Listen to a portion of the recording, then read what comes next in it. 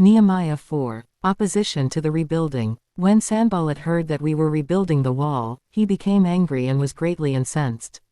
He ridiculed the Jews, and in the presence of his associates and the army of Samaria, he said, "What are those feeble Jews doing? Will they restore their wall? Will they offer sacrifices? Will they finish in a day? Can they bring the stones back to life from those heaps of rubble, burned as they are?" Tobiah the Ammonite, who was at his side, said, "What they are building, even a fox climbing up on it would break down their wall of stones. Hear us, our God, for we are despised. Turn their insults back on their own heads. Give them over as plunder in a land of captivity. Do not cover up their guilt or blot out their sins from your sight, for they have thrown insults in the face of the builders." So we rebuilt the wall till all of it reached half its height, for the people worked with all their heart. But when Sanballat, Tobiah, the Arabs, the Ammonites and the people of Ashdod heard that the repairs to Jerusalem's walls had gone ahead and that the gaps were being closed, they were very angry.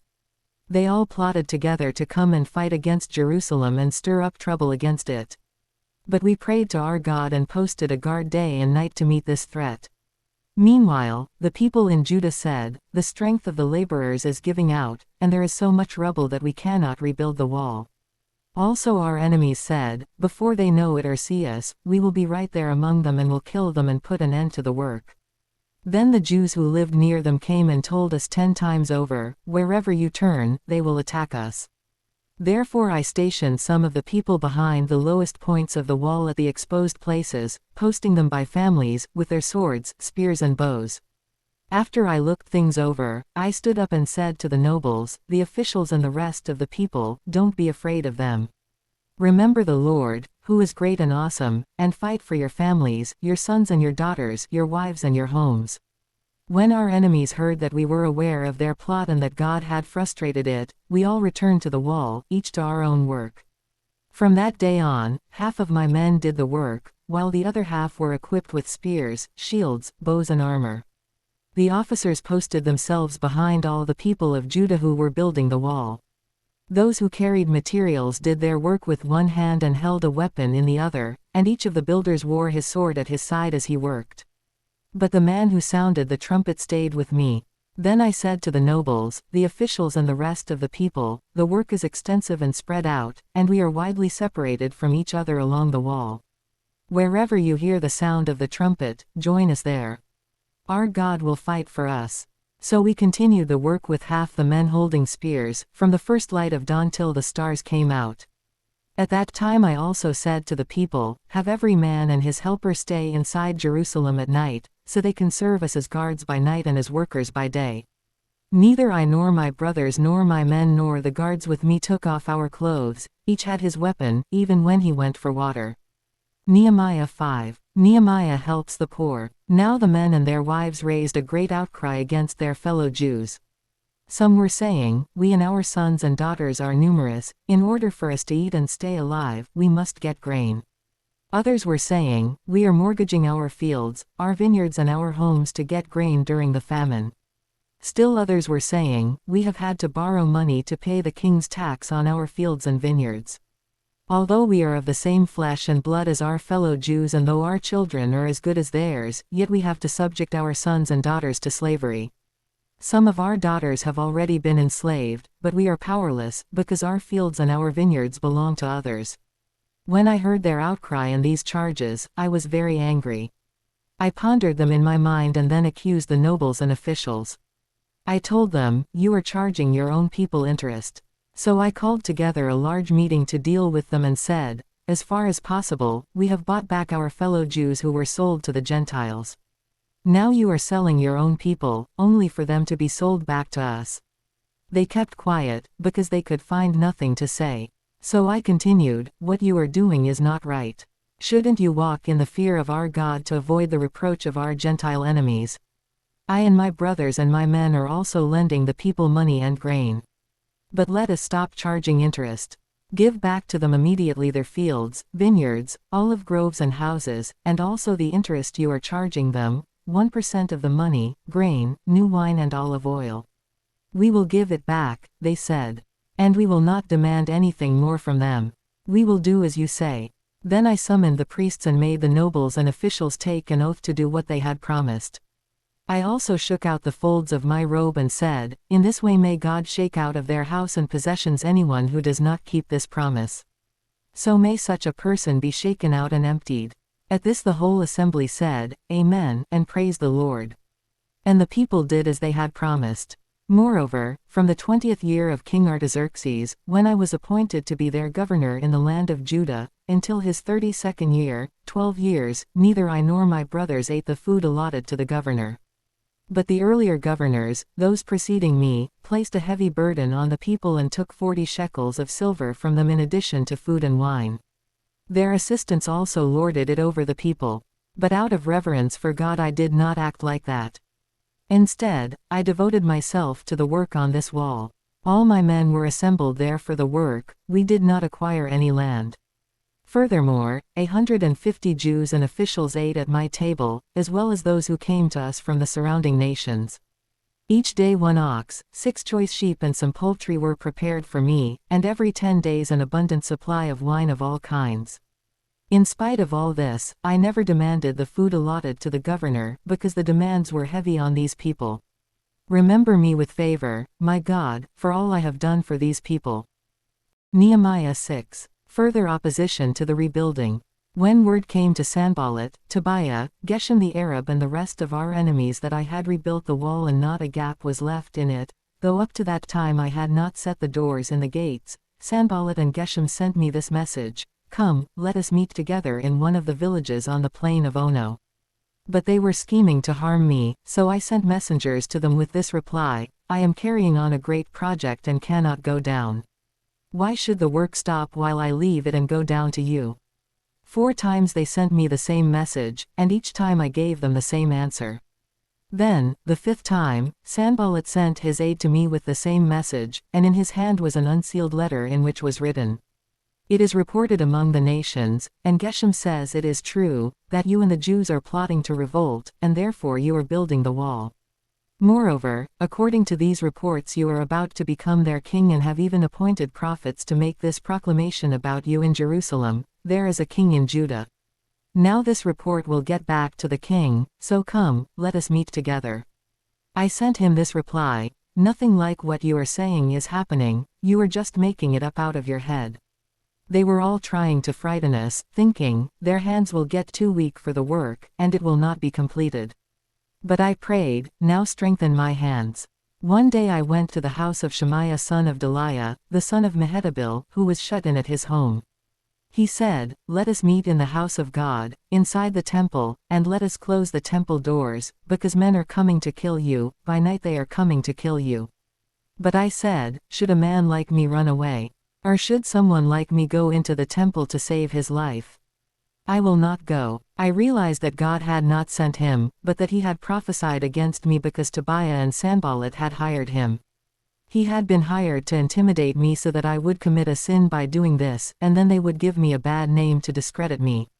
Remember Tobiah and Sanballat, my God, because of what they have done. Remember also the prophet Noadiah and how she and the rest of the prophets have been trying to intimidate me. So the wall was completed on the 25th of Elul, in 52 days. Opposition to the completed wall. When all our enemies heard about this, all the surrounding nations were afraid and lost their self-confidence, because they realized that this work had been done with the help of our God. Also, in those days the nobles of Judah were sending many letters to Tobiah, and replies from Tobiah kept coming to them. For many in Judah were under oath to him, since he was son-in-law to Shechaniah son of Ara, and his son Jehohanan had married the daughter of Meshullam son of Berechiah. Moreover, they kept reporting to me his good deeds and then telling him what I said. And Tobiah sent letters to intimidate me. Nehemiah 7. After the wall had been rebuilt and I had set the doors in place, the gatekeepers, the musicians and the Levites were appointed. I put in charge of Jerusalem my brother Hanani, along with Ananiah the commander of the citadel, because he was a man of integrity and feared God more than most people do. I said to them, "The gates of Jerusalem are not to be opened until the sun is hot. While the gatekeepers are still on duty, have them shut the doors and bar them. Also appoint residents of Jerusalem as guards, some at their posts and some near their own houses." The list of the exiles who returned. Now the city was large and spacious, but there were few people in it, and the houses had not yet been rebuilt. So my God put it into my heart to assemble the nobles, the officials and the common people for registration by families. I found the genealogical record of those who had been the first to return. This is what I found written there.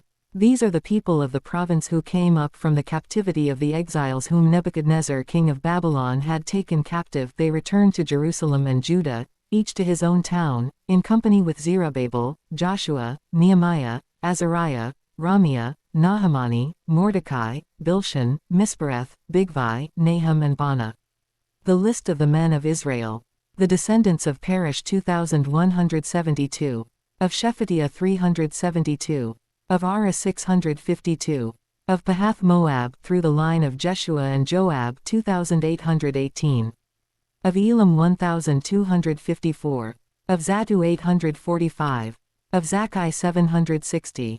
Of Binui 648. Of Bebai 628. Of Asgod 2322. Of Adonicum 667. Of Bigvai 2067. Of Aden 655. Of Ader through Hezekiah 98. Of Hashem 328. Of Bezai 324. Of Hariph 112. Of Gibeon 95. The men of Bethlehem and Netopha 188. Of Anathoth 128. Of Beth Asmaveth 42. Of Kiriath Jearim, Kephirah and Beeroth 743. Of Ramah and Geba 621. Of Michmash 122. Of Bethel and Ai 123. Of the other Nebo 52. Of the other Elam 1254. Of Haram 320. Of Jericho 345. Of Lod, Hadid and Ono 721. Of Seneh 3930. The priests. The descendants of Jediah through the family of Jeshua 973. Of Amur 1052. Of Pashhur 1247. Of Haram 1017. The Levites. The descendants of Jeshua through Kadmiel through the line of Hodaviah 74. The musicians. The descendants of Asaph 148. The gatekeepers. The descendants of Shallum, Ader, Talmon, Akub, Hatita and Shobai 138. The temple servants. The descendants of Ziha, Hasapah, Tabath, Keris, Sia, Padon, Labana, Hagabah, Shalmai, Hanan, Gadel, Gahar, Reiah, Rezin, Nekoda, Gazam, Uzzah, Paseah, Besai, Munim, Nephusim, Bakbuk, Hakupha, Harher, Bazluth, Mahida, Harsha, Barkos, Sisera, Tema, Neziah and Hatapha. The descendants of the servants of Solomon. The descendants of Sotai, Sophereth, Perida, Jala, Darkon, Gadel, Shephatiah, Hattil, Pokereth Hazabaim and Ammon. The temple servants and the descendants of the servants of Solomon 392. The following came up from the towns of Telephone Melah, Telephone Harsha, Kerub, Adon and Amur, but they could not show that their families were descended from Israel. The descendants of Deliah, Tobiah and Nekoda 642. And from among the priests. The descendants of Hobiah, Hakos and Barzillai, a man who had married a daughter of Barzillai the Gileadite and was called by that name. These searched for their family records, but they could not find them and so were excluded from the priesthood as unclean. The governor, therefore, ordered them not to eat any of the most sacred food until there should be a priest ministering with the Urim and Thummim. The whole company numbered 42,360, besides their 7,337 male and female slaves, and they also had 245 male and female singers. There were 736 horses, 245 mules, 435 camels and 6,720 donkeys. Some of the heads of the families contributed to the work. The governor gave to the treasury 1,000 derricks of gold, 50 bulls and 530 garments for priests. Some of the heads of the families gave to the treasury for the work 20,000 derricks of gold and 2,200 minas of silver. The total given by the rest of the people was 20,000 derricks of gold, 2,000 minas of silver and 67 garments for priests. The priests, the Levites, the gatekeepers, the musicians and the temple servants, along with certain of the people and the rest of the Israelites, settled in their own towns. Ezra reads the law. When the 7th month came and the Israelites had settled in their towns,